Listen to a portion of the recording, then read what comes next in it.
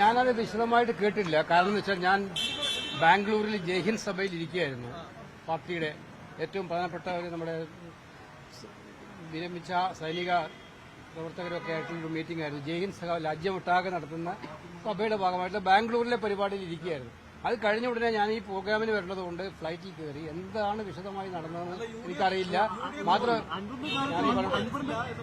മാത്രമല്ല എന്താണ് ഈ കാര്യങ്ങളെക്കുറിച്ച് എനിക്ക് കേരളത്തിലെ PCC പ്രസിഡന്റായിട്ടോ പ്രതിപക്ഷ നേതാവായിട്ടോ വിശദമായിട്ടുള്ള ഒരു ചർച്ച നടത്താനും പറ്റിയിട്ടില്ല. എന്താണ്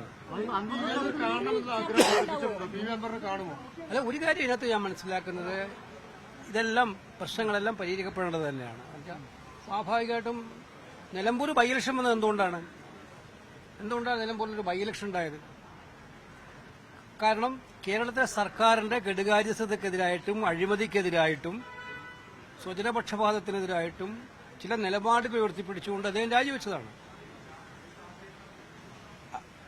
സർക്കാരിന്റെ അഴിമതിക്കെതിരായി സർക്കാരിനെ താഴെ ഇറക്കാൻ വേണ്ടിയിട്ടുള്ള ആദ്യപടിയായിട്ടുള്ള ഒരു ശ്രമം അദ്ദേഹത്തിന്റെ ഭാഗത്തുനിന്നുള്ള നിലയിലാണ് അദ്ദേഹം അത് രാജിവെച്ചത്. അപ്പൊ ആ വിഷയത്തിൽ അദ്ദേഹം ഉറച്ചു നിൽക്കുമെന്നാണ് ഞാൻ മനസ്സിലാക്കുന്നത്.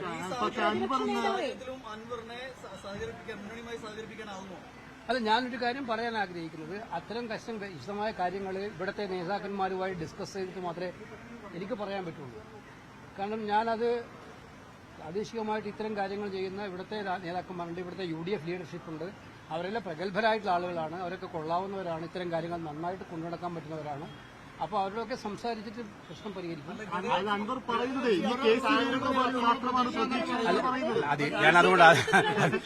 അതുകൊണ്ട് അത് പാർട്ടിയുടെ ലീഡർഷിപ്പിൽ ഹൈക്കമാൻഡിന്റെ ഭാഗമായിട്ട് നിൽക്കുന്നതുകൊണ്ടായിരിക്കും അങ്ങനെ അദ്ദേഹം പറഞ്ഞിട്ടുണ്ടാവുക. ഞാൻ പറഞ്ഞല്ലോ, അദ്ദേഹത്തിന്റെ ഒരു സെന്റിമെന്റ്സ് എന്ന് പറയുന്നത് അദ്ദേഹം രാജിവെച്ചിട്ടാണ് അവിടെ ബൈ ഇലക്ഷൻ ഉണ്ടായെന്നുള്ള കാര്യത്തെ, ആ സെന്റിമെന്റ്സിനെ മാനിക്കണമെന്ന് തന്നെയാണ് UDFന്റെയും കോൺഗ്രസിന്റെയും ഒക്കെ പൊതുവായിട്ടുള്ള വികാരം. അദ്ദേഹത്തെ ഒറ്റപ്പെടുത്തുന്ന ചിന്താഗതിയൊന്നും ആർക്കും ഇല്ല, അങ്ങനെയൊന്നും ആർക്കും ഇല്ല, UDFിൽ ആർക്കും ഇല്ല. എന്താണോ കമ്മ്യൂണിക്കേഷൻ ഗ്യാപ്പ് ഉണ്ടായതെന്നൊക്കെ എനിക്ക് സംസാരിച്ചാലേ മനസ്സിലാവുള്ളൂ.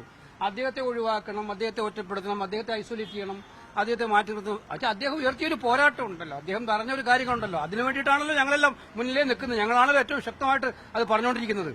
ഈ സർക്കാർ ഏറ്റവും വലിയ ജനവിരുദ്ധ സർക്കാരാണ്. ഈ സർക്കാർ ജനങ്ങളെ വെറുപ്പിച്ച സർക്കാരാണ്. ഈ സർക്കാരിന്റെ അവസാനം തുടങ്ങുന്നത് നിലമ്പൂരിന്റെ ബൈ ഇലക്ഷൻ റിസൾട്ടോടു കൂടി ആയിരിക്കും എന്ന് പറഞ്ഞിട്ട് ഞങ്ങൾ തുടങ്ങുകയാണ്. അതിൽ അദ്ദേഹത്തിന് യോജിപ്പുണ്ടാവുമോ?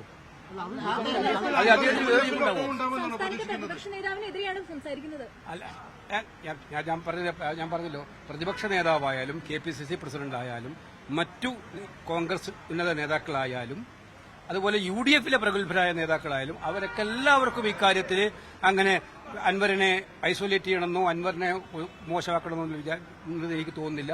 മാത്രമല്ല അദ്ദേഹം ഇടതുപക്ഷ മുന്നണിക്കെതിരെ ശക്തമായിട്ടുള്ള ആക്രമണം അഴിച്ചുവിട്ട് നിൽക്കുന്ന ഒരാളായതുകൊണ്ട് അദ്ദേഹത്തെ സംരക്ഷിക്കാൻ ആവശ്യമായിട്ടുള്ള ഘട്ടം വന്നാൽ അത് വേണമെന്ന് ചിന്തിക്കുന്നവരായിട്ടാണ് അവരെല്ലാം ഞാൻ കണ്ടത്. എവിടെയാണോ കമ്മ്യൂണിക്കേഷൻ ഗ്യാപ്പ് എവിടെയെങ്കിലും ഉണ്ടായിട്ടുണ്ടെങ്കിൽ അതൊക്കെ സംസാരിച്ച് തീർക്കട്ടെ.